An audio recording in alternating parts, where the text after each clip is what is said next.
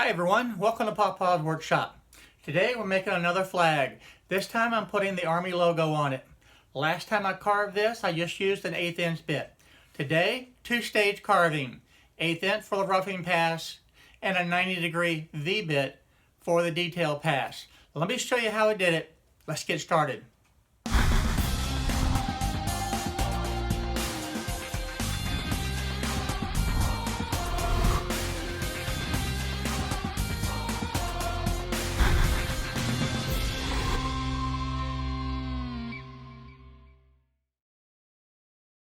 First thing to do is to cut the 2x4s to length.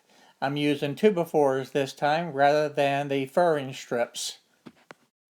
After resawing everything, I take it over to the planer, quick run through the planer to even them up, and then back to the table saw to cut down the strips to the 1.5 inches. I lay out the strips, pick out the best ones, sort them out so the flag will look good and any knots won't be together. So yes, I do turn them around. The next step is I take it over to the miter saw. I do square up the ends and then I cut the field for the blue to length first. So I cut all of those areas and then I take the rest of the strips and cut those to length as well. Having the stop block on my fence makes it real easy to be able to get some nice accurate cuts so that everything remains square and true.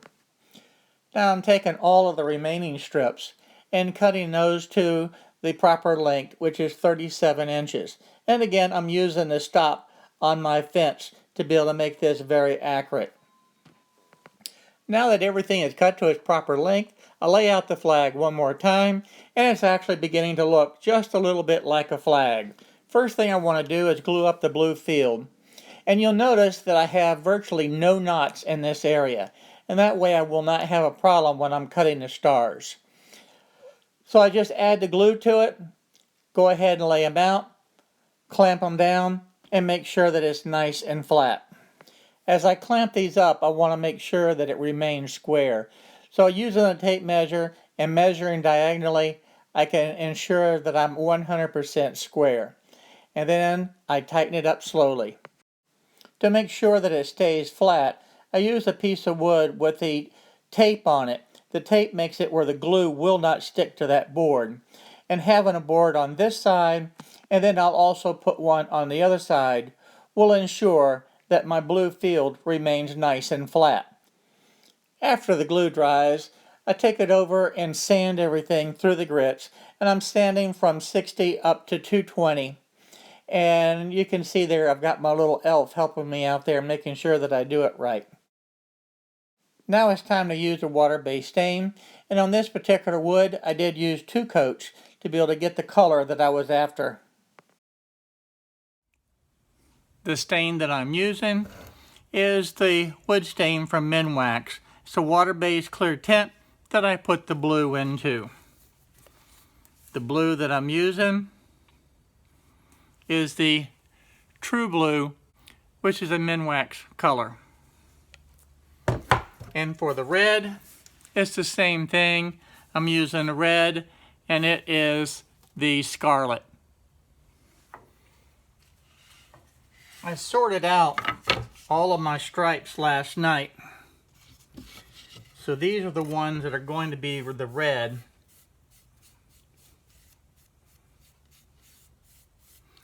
And what I'm going to do is paint on the edges as well. And this red is doing really well covering in the one coat. I'm in Easel now, and this is the G-code that I had saved and brought over from the VCarve. So I'm going to go ahead and open that file now and show you what it looks like. Okay, this is the file in Easel when I've opened it up, and this shows the toolpaths. Now the thing about having this open in Easel is there's nothing that I can do to change any of these toolpaths here.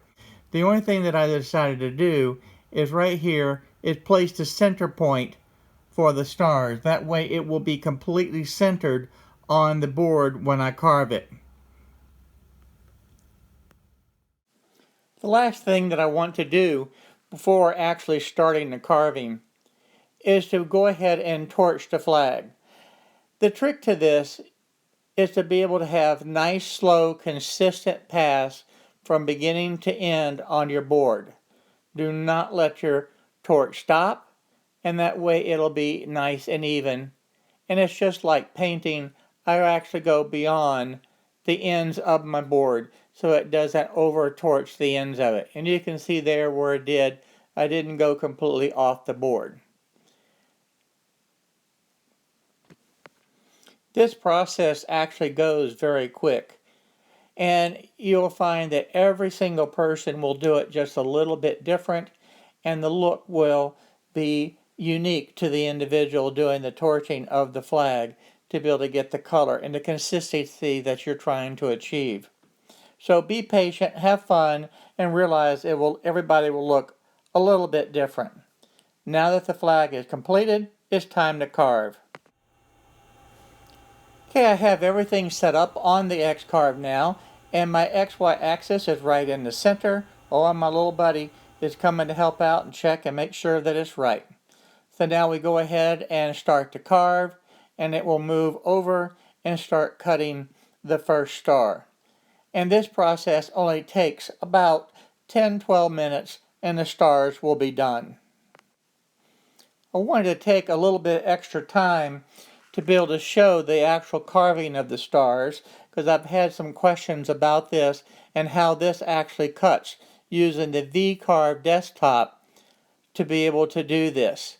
So I'm going to be able to zoom in and let you see the process and how it actually works. You can also see that these stars are actually cut in one pass, and it makes the tapered cut so it makes a nice sharp point on the end of the star. Starts out by going straight into the center and then forming each of the 5 points. And by doing it in one pass, that also helps to speed up the whole entire process. So I'll let you watch this for just a second and see how it works.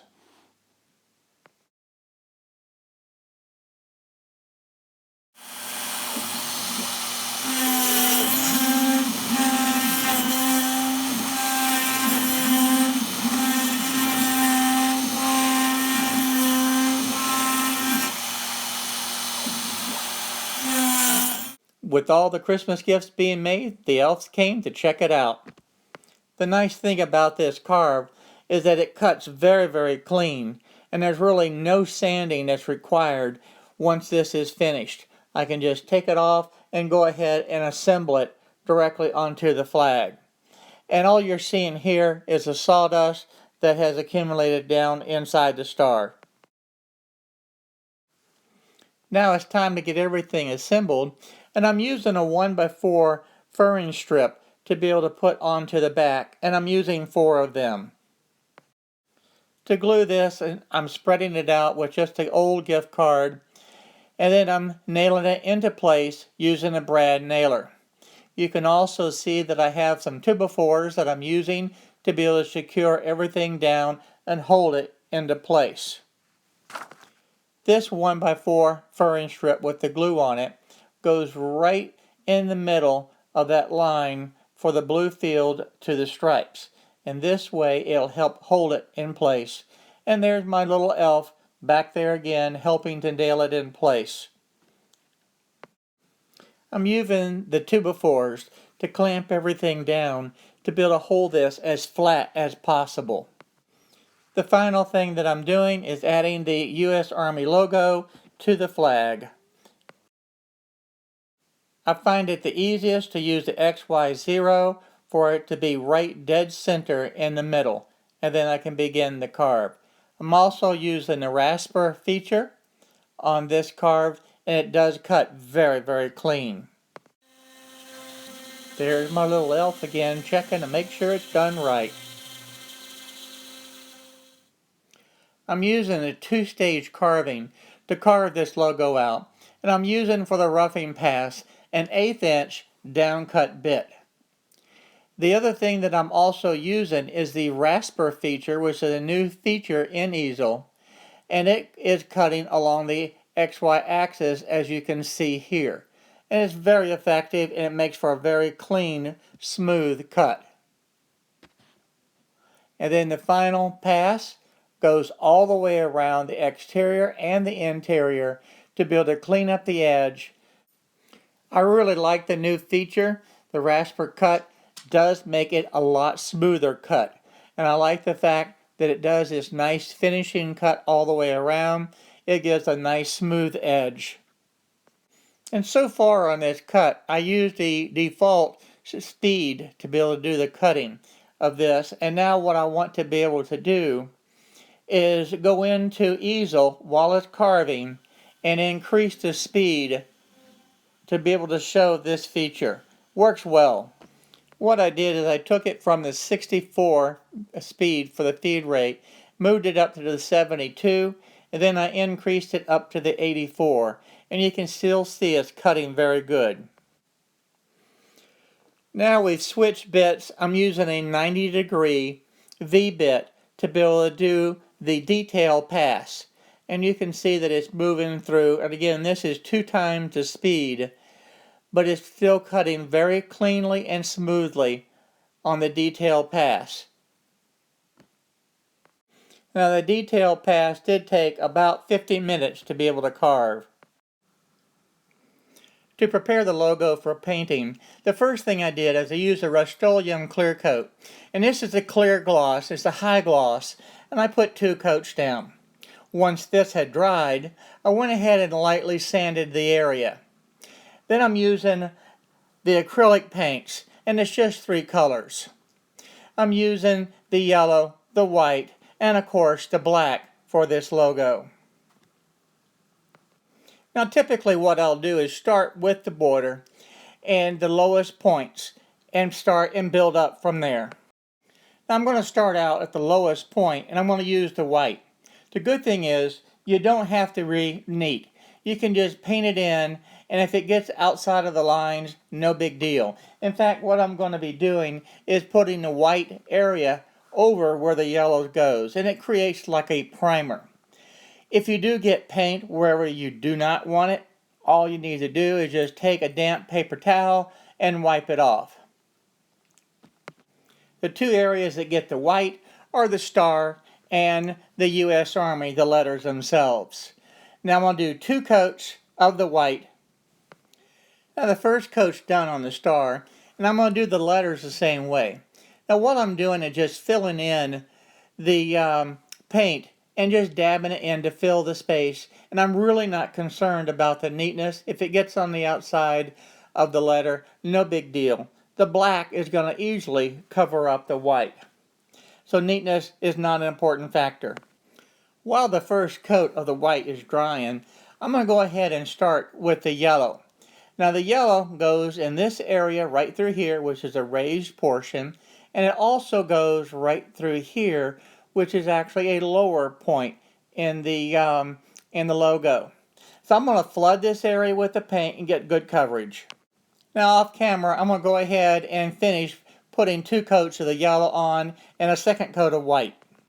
Okay, I've finished all of the yellow and all of the white, and now I went ahead and put the first coat of the black on. And the nice thing about it is, with the black, you can also paint it real rough on this outside edge and just take a damp cloth and wipe off the excess, and it's nice and clean. The other thing that's nice, the way I carved this has the ridge, so this is a nice sharp edge, and I'm going to bring this up so that you can see this. I went ahead and finished that one, and all I do is just bring up the paint to the edge of the ridge, and it's done. So this actually goes rather quickly. So I'm going to go ahead and finish this up now and show you what it looks like when it's finished.